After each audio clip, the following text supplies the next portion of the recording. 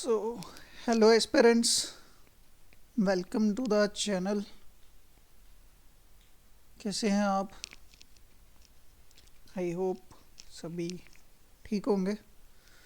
तो जैसा कि हम सुपरवाइज़र का कंपोनेंट स्टार्ट करने वाले हैं, तो उसी को रिगार्डिंग स्टार्ट करते हैं आज। पहले यूनिट में जो हमने कवर करना है यहाँ पर, वो है हमारे पास ये वाले कंपोनेंट्स।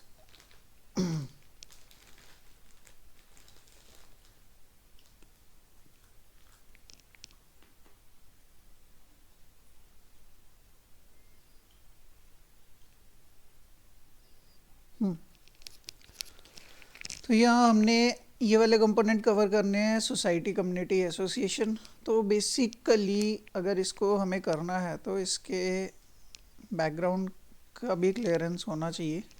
तो ये हमारे पास बेसिकली आता है हमारे पास कंपोनेंट सोशियोलॉजी में से। तो जिन्होंने सोशियोलॉजी पढ़ी होगी उनके लिए ठीक रहेगा, बट जिनका बैकग्राउंड सोशियोलॉजी का नहीं है तो उनको यहाँ पर कंपोनेंट बेसिक्स यहाँ पर कवर करवा देता हूँ मैं कि सोशियोलॉजी बेसिकली है क्या। तो बात है ईयर 1839 की, या हम ऐसा बोल सकते हैं कि 19th सेंचुरी का वो फेज़ है जहाँ पर वर्ल्ड में डायनामिक चेंजेस आ रहे थे, जहाँ पर वर्ल्ड का फ्यूचर कहीं ना कहीं चेंज हो रहा था। उस टाइम पर हमारे पास एक स्टडी बनी थी, वहाँ नीड पड़ी थी कि सोसाइटी को समझने की भी नीड है हमारे पास, कि सोसाइटी किस तरह से बिहेव करेगी, ये सोसाइटी में किस तरह से चेंजेस आएंगे फ्यूचर में। तो 1839 में ऑगस्ट कॉम्टे नाम के एक फ़िलोसोफर थे जिन्होंने एक टर्म दी थी सोशल फिज़िक्स, ठीक है, जिसका फ्यूचर में नाम चेंज करके हमारे पास 1860s में हुआ था शायद। 1860s में यहाँ पर नाम दिया गया था सोशियोलॉजी, ठीक है। तो सोशियोलॉजी बेसिकली जो टर्म है हमारे पास, सोशियोलॉजी ये हमारे पास बनी है बेसिकली दो टर्म से, that is socius and logos. Socius means companionship, companion, and logos means to study। मतलब कंपेनियन मतलब जहाँ पर कलेक्शन रहेगी पीपल्स की। अब पीपल अगर कलेक्टिवली कहीं रह रहे हैं तो उनकी इंटरेक्शन रहेगी। इंटरेक्शन से हमारे पास सोसाइटी में चेंजेस जो आ रहे हैं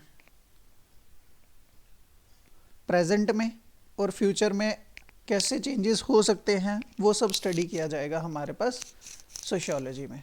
क्लियर? हाँ जी, एक टर्म और भी है, सोशियस हमारे पास ग्रीक टर्म है और लॉगोस हमारे पास लैटिन टर्म है। क्लियर? ये बेसिक्स है सोशियोलॉजी के, जहाँ से हमारी स्टोरी आगे चलेगी। तो सोशियोलॉजी के नेचर को अगर हम समझें तो सोशियोलॉजी हमारे पास कैसी है, एक इंडिपेंडेंट साइंस है। क्या होता है, क्यों होता है, कोई नीड नहीं है हमारे पास इस चीज़ को समझने की, क्योंकि आपने कोई एग्ज़ाम मतलब क्या बोलते हैं इसको, एकेडमिक्स एग्ज़ाम नहीं देने हैं जब आपने कॉम्पिटिटिव एग्ज़ाम देने हैं। ये सिर्फ बेसिक्स आपके क्लियर करने के लिए है। नेक्स्ट, सोशियोलॉजी के नेचर को अगर हम समझें तो सोशियोलॉजी हमारे पास सोशल साइंस है।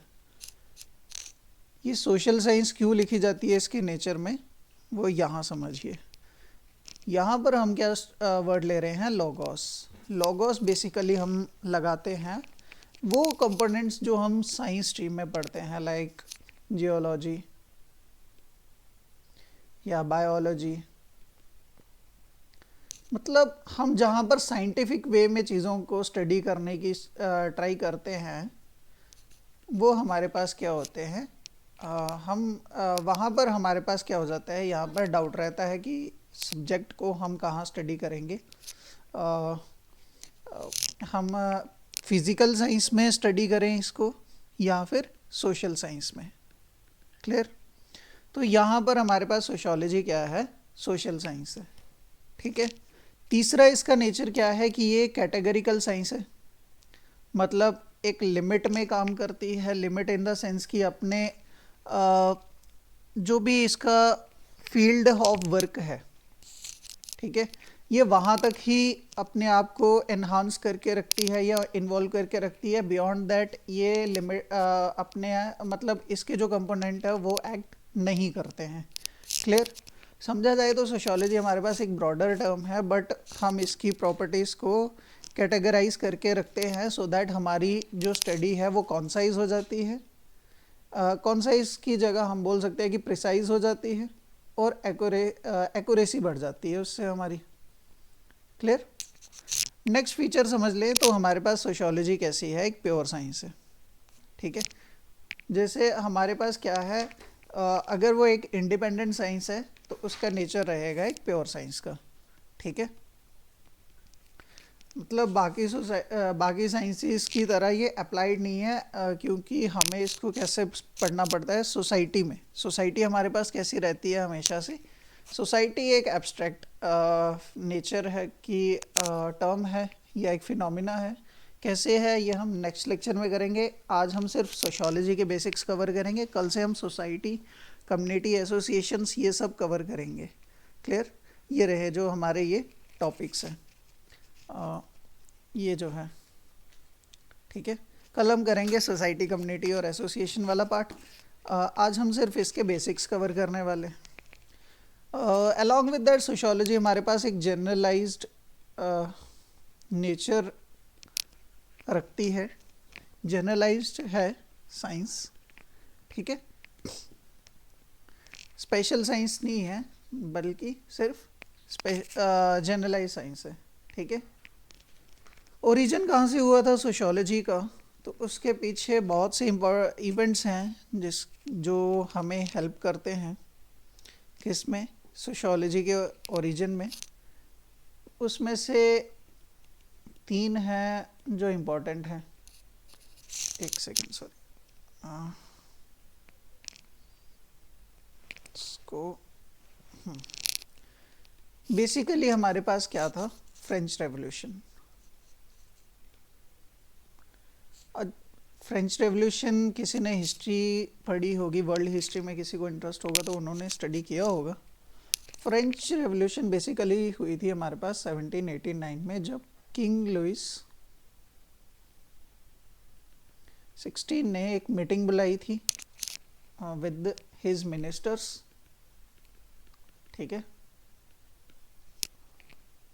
विद मिनिस्टर्स, और उसी के मिनिस्टर्स ने इसको बायकॉट कर दिया था, जिसकी वजह से अनस्टेबिलिटी फैल गई थी पूरे फ्रांस में। ठीक है।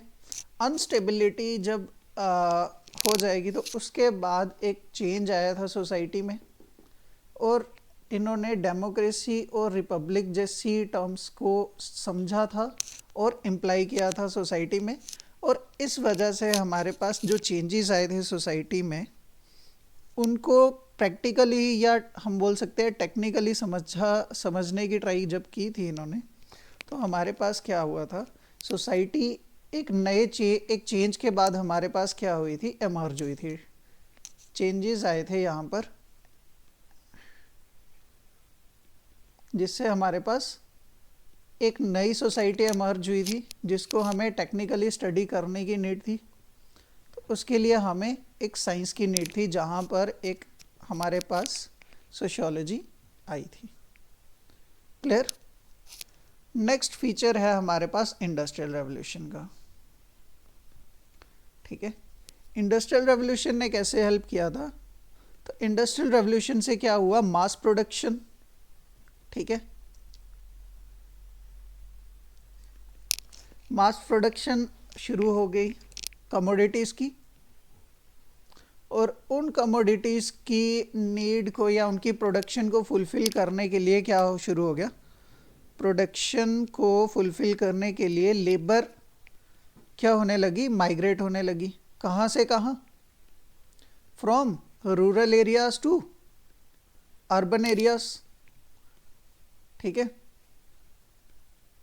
और इसी माइग्रेशन में क्या हुआ कि जब वो मूव कर जाएंगे from rural to urban areas, तो वो अर्बन एरियाज में सेटलमेंट करेंगे, अर्बन सेटलमेंट बढ़ेगी, ठीक है। अब अर्बन सेटलमेंट के साथ सिर्फ रहने का नहीं होता है, बाकी चीज़ें भी साथ में चलती हैं। मैं आपको यहाँ नेक्स्ट में समझा देता हूँ। यहाँ पर अर्बन सेटलमेंट के साथ साथ क्या होगा,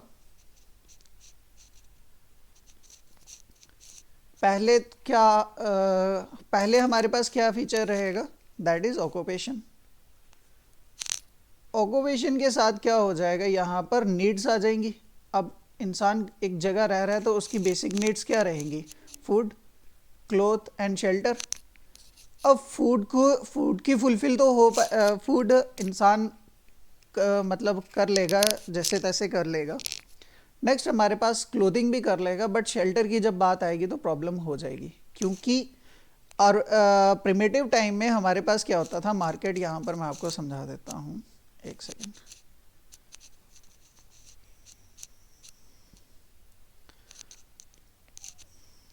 तो मार्केट इनिशियल टाइम में कैसे होता था कि अगर एक एरिया है, ठीक है, तो यहाँ पर क्या होता था, यहाँ पर सेलर पहुँचता था और बायर पहुँचते थे। ये अपनी डील ओवर करते थे और सभी अपने अपने एरियाज में मूव कर जाते थे फिर से।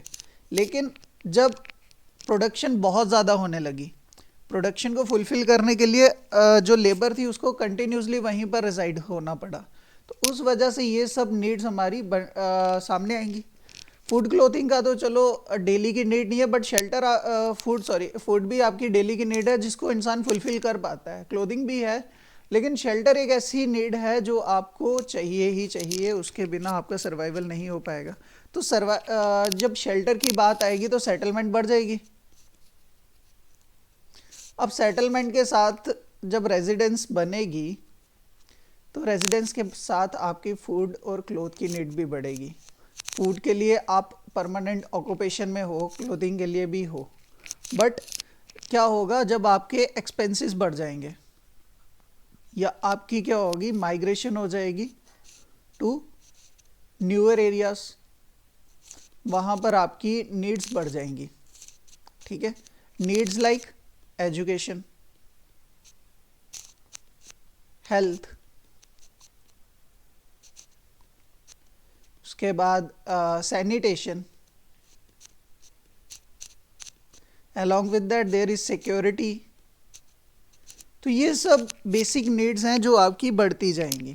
अब इन सब चीज़ों को फुलफ़िल करने के लिए क्या होगा, नए इंस्टीट्यूशंस डेवलप होंगे। अब एजुकेशन के लिए क्या आ जाएगा, स्कूल आ जाएंगे, कॉलेज आ जाएंगे, यूनिवर्सिटीज़ आ जाएंगी। हेल्थ के लिए छोटी डिस्पेंसरीज से लेके मल्टी स्पेशलिटी हॉस्पिटल्स तक, या हम ऐसे बोल सकते हैं कि एम्स तक, या एम्स से ऊपर तो कुछ नहीं है फ़िलहाल इंडिया में, बट एम्स तक बन जाएंगे। ये सैनिटेशन की प्रॉब्लम को सिक्योर करना होगा। और जब ज़्यादा सेटलमेंट हो जाएगी तो वहाँ पर क्राइम भी बढ़ेगा। अब क्राइम बढ़ेगा तो उसके लिए सिक्योरिटी भी चाहिए।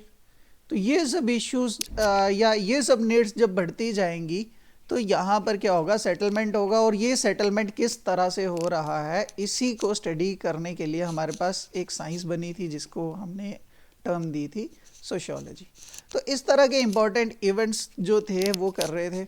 बाकी एक फीचर और भी है कि जैसे अदर साइंसेस खुद को ग्रो करवा रही थी, वैसे ही सोशियोलॉजी ने भी अपना, मतलब उस टाइम पर डिफरेंट थिंकर्स जो थे वो बेसिकली, सोशियोलॉजी का जो ओरिजिन है वो यूरोपियन कंट्रीज़ में ही हुआ है, ठीक है। तो यूरोपियन कंट्रीज़ में उस टाइम क्या हो रहे थे, डायनामिक चेंजेस आ रहे थे, क्योंकि यूरोप की जो हम कह सकते हैं कि जो नॉलेज थी वो मोर एडवांस हो चुकी थी कंपेयर टू द वर्ल्ड में अभी भी ट्रेडिशनल लेवल पे नॉलेज मिल रही थी, बट यूरोप उस टाइम मॉडर्न एजुकेशन की तरफ प्रोसीड कर चुका था। और वो अपनी जो भी चेंजेस ला रहे थे वो वर्ल्ड पे मतलब हम वो कह सकते हैं कि पैच कर रहे थे। सबको ये ट्रीट करवा रहे थे कि our knowledge is more advance than yours. तो इस वजह से सोशियोलॉजी जब वहाँ पर इमर्ज हो रही है तो वहाँ के जो भी चेंजेस होंगे वहाँ पर ही बाकी अदर साइंसेस का भी जो ओरिजिन है, लाइक फिज़िक्स है या मैथमेटिक्स नहीं बोल सकते हम, केमिस्ट्री है, तो अदर साइंसेस जो भी हैं वो वहीं पर मतलब डेवलप हो रही हैं। ओरिजिन तो हम नहीं बोल सकते बट डेवलप फास्टली वहाँ पर हो रही हैं। तो सोशियोलॉजी ने भी कुछ ऐसा ही किया। सोशियोलॉजी भी वहीं पर एक तरह से हम कह सकते हैं कि इंस्पायर हुई बाकी साइंसेस से, और ख़ुद को मतलब जो भी इसमें थिंकर्स थे उन्होंने खुद पे या अपने सब्जेक्ट पे फोकस किया और इसमें न्यू न्यू थ्योरीज मिली हमें, या हम ये कह सकते हैं कि न्यू कंसेप्ट्स मिले जिसके थ्रू आज हमें सोसाइटी को मोर स्मूथली समझ पा रहे हैं। क्लियर? तो आज के लेक्चर में हमने बेसिक्स कवर कर लिए हैं यहाँ तक। कल हम स्टैंडर्ड जो भी हमारे पास सिलेबस का पार्ट है, लाइक सोसाइटी कम्युनिटी एसोसिएशन क्या होती है, उसके बाद जो स्ट्रेटिफिकेशन क्या होती है, ये सब हम कवर करेंगे कल। ठीक है? तो ठीक है गाइस, मिलते हैं नेक्स्ट लेक्चर में। Till then goodbye and have a good time. Bye bye.